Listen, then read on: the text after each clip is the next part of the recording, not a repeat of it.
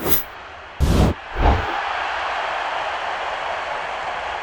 right, Coach, right here, starting off. How do you build off of what the team did last week without getting too caught up in the past? Yeah, I think what you do is begin the week with, what you need to do better, what you learned from last week, and then begin the process all over, right? But the preparation for a new opponent, and kind of build the whole week around it that way. And that's what we do, right? We turn the page on Florida and go right back to work on another SEC opponent that's nationally ranked. I think when you play a nationally ranked team, it gets your attention right away, and you don't think much about what happened the previous week because you have such a good team coming in to Tiger Stadium, so it catches your attention right away. Hey, Brian, I got two. We're starting with Harold Perkins. What's his role going to kind of look like in this game when you're playing a spread team again? Excuse me. So, we feel like many of you, we got to get him on the field in some fashion. But do you take B.J. Ojolari off the field, in place of Harold? So we have to be creative in finding ways to get him on the field. Clearly, do you play without a nickel on the field? We're not changing him to an inside linebacker position. The reads are too much for him at this point. So we're going to be creative. But he's clearly a guy that Coach House feels and I feel needs to be on the field. And you'll see his play in terms of, snap counts go up because – this is a team that likes to attack the perimeter, and we need to get guys on the field that can run, and he certainly can. And then, if I understand this correctly, Matt Frakes was one of the earlier calls that you made within the first day or so of getting the job done here. Why was it important to get him and that nutrition program up and running really fast?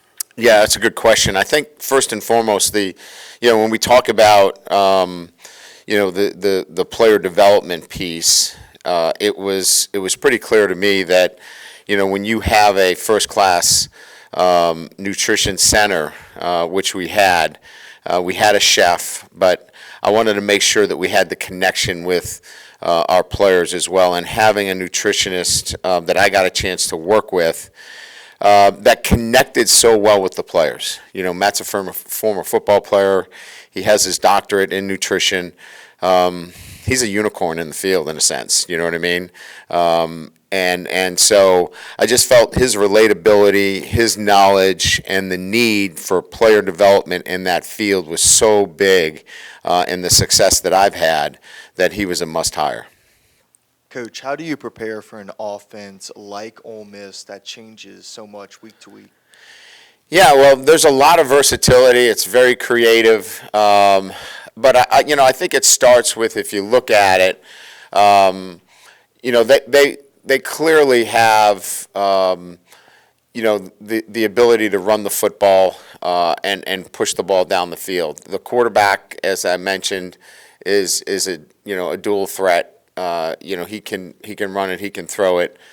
So you have to be able. You can't take away everything, and so you have to be sound defensively, but clearly, this is going to be about how we tackle, especially on the perimeter. I think that's going to be a big part of how we, slow them down because they're obviously a very good offense.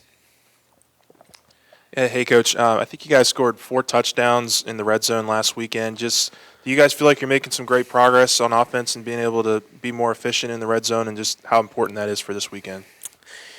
Well, again, I think this has to do a lot with, your ability, first and foremost, to recognize what you're getting down there. Are you getting man? Are you getting zone?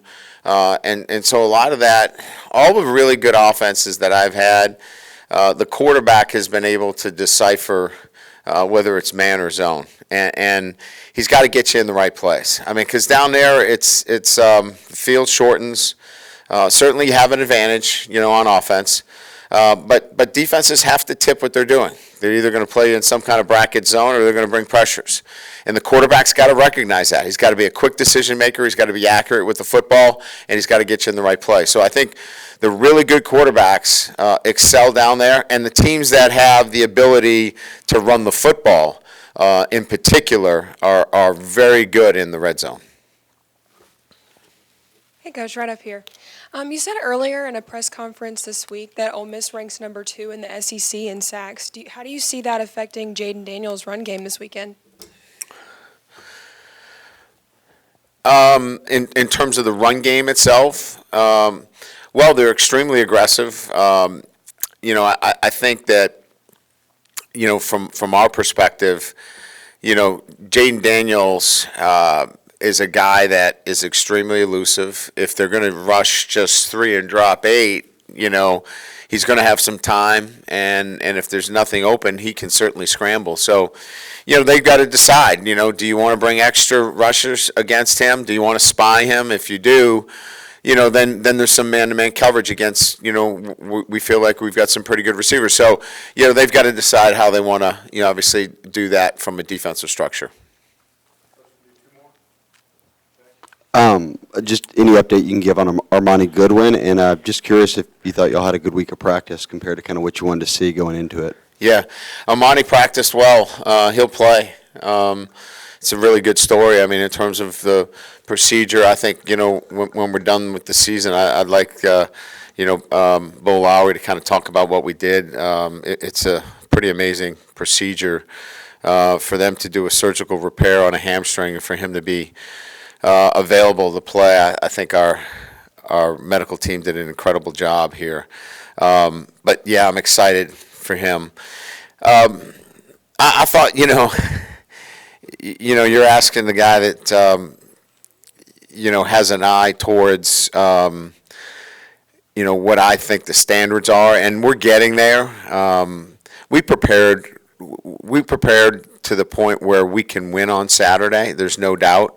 I would like to see our guys understand that every single day matters, and they're getting there. It's a process for us, and they're starting to understand how intentional they have to be. And from the first week to this week, we are so much better in how we prepare.